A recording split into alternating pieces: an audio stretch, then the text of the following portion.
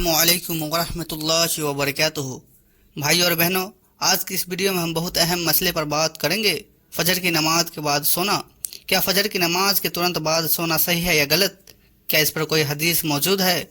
और इस वक्त में सोने से इंसान के रिज्क यानी रोज़ी और बरकत पर क्या असर पड़ता है? ज़्यादातर लोग इस राज से वाकिफ़ नहीं है, लेकिन आज हम तफसील से जानेंगे कि इस बारे में इस्लाम की क्या हिदायत है। इस्लाम में हर वक्त की अपनी अहमियत है, लेकिन कुछ ख़ास लम्हे ऐसे होते हैं जिन्होंने अल्लाह ताला ने बरकत और रहमत से भर दिया है। उन्हीं में से एक वक्त है फजर की नमाज के बाद का वक्त। सुबह सुबह का वक्त ऐसा है जिनमें हवा साफ होती है, दिल और दिमाग ताज़ा रहते हैं और इंसान की रूहानी हालत भी बेहतरीन होती है। यही वजह है कि नबी सल्लल्लाहु अलैहि वसल्लम ने इस वक्त के लिए ख़ास दुआ की और उम्मत को इसे बरकत वाला बताया। हदीस का सबूत, रसूलुल्लाह सल्लल्लाहु अलैहि वसल्लम ने फरमाया, ए अल्लाह, मेरी उम्मत के सुबह सुबह के वक्त को बरकत वाला बना। यानी नबी सल्लल्लाहु अलैहि वसल्लम ने पूरी उम्मत के लिए सुबह के समय में दुआ की, यह वक्त उनकी ज़िंदगी और रोज़ी में बरकत का सबब बने। इससे मालूम हुआ कि यह वक्त सिर्फ इबादत के लिए नहीं, बल्कि काम, मेहनत, तिजारत, तालीम और हर नेक काम के लिए सबसे अच्छा वक्त है। सुबह के वक्त की बरकत क्यों? नंबर 1, रिज़्क की तलाश का असली वक्त। किसान अपनी खेती बाड़ी इसी वक्त शुरू करता है। ताजिर यानी व्यापारी अपनी दुकानों की तैयारी करता है। मजदूर मेहनत मशक्क़त की शुरुआत करता है और आलिम दीन इल्म और तालीम में लगे रहते हैं। यानी हर पेशे के लिए सुबह का वक्त सबसे मुफीद है। नंबर 2, ताजगी और सेहत। नींद से उठकर इंसान का जिस्म हल्का और दिमाग फ्रेश होता है। सुबह की हवा में ऑक्सीजन ज़्यादा होती है जो सेहत और ताजगी का सबब बनती है। यही वजह है कि सुबह के वक्त की नींद छोड़कर काम करने से जिस्मानी और रूहानी ताकत बढ़ती है। नंबर 3, रूहानी सुकून। फजर की नमाज अदा करने के बाद दिल में एक ख़ास नूरानियत पैदा होती है। उस वक्त इंसान का दिल गुनाहों से पाक होता है और ये अल्लाह की याद में आसानी से मशगूल हो सकता है। सहाबा का अमल। सहाबा किराम फजर की नमाज के बाद काम काज और तिलावत में मशगूल हो जाते थे। वे इस वक्त को कभी सोकर ज़ाया नहीं करते थे। उलमा लिखते हैं कि सहाबा और सालिहीन सुबह सुबह ही अपनी रोज़ी की तलाशों में निकल जाते थे और अल्लाह ताला उन्हें बरकत अता करता था। बरकत में महरूमी। अगर इंसान फजर की नमाज के बाद सोने की आदत डाल ले तो वह नबी सल्लल्लाहु अलैहि वसल्लम की दुआ से मिलने वाली बरकत से महरूम रह जाता है। उसका दिन सुस्ती और आलस में गुजरता है। काम में मेहनत के बावजूद बरकत नहीं रहती। इल्म और इबादत में मौके ज़ाया हो जाता है।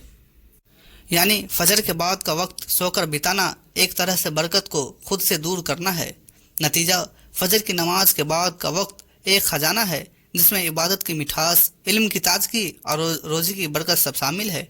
अगर कोई इस वक्त को कदर से गुजारे तो उसकी ज़िंदगी में बेपनाह बरकत आती है, और अगर कोई इसे नींद में गंवा दे तो अल्लाह के नबी सल्लल्लाहु अलैहि वसल्लम की दुआ से वंचित रह जाता है। नबी सल्लल्लाहु अलैहि वसल्लम और सहाबा का अमल। फजर की नमाज के बाद का वक्त इस्लाम में बहुत ही अहम और बरकत वाला समय है। इंसान जब रात भर सोकर उठता है, फिर वज़ू करके अल्लाह की इबादत करता है और फजर की नमाज अदा करता है तो उसके लिए दिल और दिमाग पर सुकून और नूर आता है। यही वजह है कि रसूलुल्लाह सल्लल्लाहु अलैहि वसल्लम और उनके सहाबा इस वक्त को कभी गफलत और सोने में ज़ाया नहीं करते थे, बल्कि अल्लाह की याद, कुरान की तिलावत और अच्छे कामों में गुजारते थे।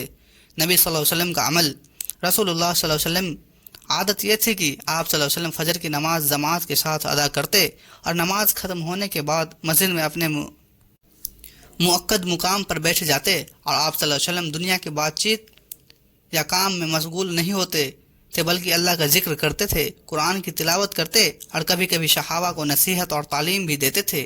हदीस में आता है कि रसूलुल्लाह सल्लल्लाहु अलैहि वसल्लम फजर की नमाज के बाद वहीं बैठ जाते और सूरज निकलने तक अल्लाह का जिक्र करते रहते। इस हदीस से मालूम होता है कि नबी सल्लल्लाहु अलैहि वसल्लम ने फजर के बाद का वक्त अल्लाह की इबादत के लिए मुकर्रर किया था। यह वक्त बहुत बड़ा अज्र व सवाब रखने वाला है। इस अमल की अहमियत। नंबर 1, बरकत वाला समय। सुबह का वक्त वह है जिसमें इंसान के लिए रोज़ी में बरकत रखी गई है। नबी सल्लल्लाहु अलैहि वसल्लम ने फरमाया, ए अल्लाह, मेरी उम्मत के सुबह के वक्त में बरकत अता फरमा। यानी जो इंसान फजर के बाद जागता है और अपने काम शुरू करता है, अल्लाह ताला उसके कामों में बरकत डाल देता है। नंबर 2, रूहानी नूर। फजर के बाद कुरान पढ़ना और अल्लाह का जिक्र करना दिल को सुकून और रूह को ताजगी देता है। नंबर 3, गुनाहों से बचाओ। सुबह का समय इबादत में गुजारने से इंसान पूरे दिन गफलत और गुनाहों से महफूज रहता है। सहाबा का अमल। صرف نبی صلی اللہ علیہ وسلم ہی نہیں بلکہ صحابہ کرام بھی اسی سنت کو اپناتے تھے۔ وہ فجر کی نماز کے بعد سونے کے بجائے اللہ کی یاد میں مشغول رہتے تھے، علم حاصل کرتے یا روزی کمانے کے کام میں لگ جاتے تھے۔ صحابہ کا کہنا تھا کہ فجر کے بعد سونا قسمت کو تنگ کر دیتا ہے، جبکہ جاگنا روزی اور عبادت میں برکت لاتا ہے۔ بہت سے صحابہ قرآن کی تلاوت کیا کرتے اور اپنے بچوں کو بھی صبح صبح قرآن سکھاتے تھے۔ کچھ صحابہ کھیتی باڑی یا تجارت کے کام اسی وقت شروع کر دیتے تھے تاکہ اللہ کی برکت اس کے کام میں شامل ہو۔ اصل سنت فجر کے بعد جاگنا، اللہ کا ذکر کرنا، قرآن پڑھنا، علم حاصل کرنا یا حلال روزی کے کاموں میں لگانا، یہی اصل سنت ہے۔ فجر کے بعد سو جانا یا غفلت میں وقت ضائع کرنا سنت کے خلاف ہے۔ آج کے لیے سبق: ہم میں سے بہت سے لوگ فجر کے بعد پھر سے سو جاتے ہیں، موبائل میں لگ جاتے ہیں یا وقت غیر ضروری کاموں میں نشٹ یعنی برباد کر دیتے ہیں۔ ہمیں چاہیے کہ ہم نبی صلی اللہ علیہ وسلم اور صحابہ کی سنت کو زندہ کریں۔ فجر کے بعد تسبیحات، قرآن کی تلاوت اور قرآن پڑھے۔ بچوں کو بھی صبح جلدی اٹھانے کی عادت ڈالے۔ اگر نوکری یا کاروبار ہے تو صبح ہی شروعات کرے تاکہ برکت حاصل ہو۔ فجر کی نماز جماعت سے پڑھنے کی فضیلت: فجر کی نماز اسلام کی سب سے اہم نمازوں میں سے ایک ہے۔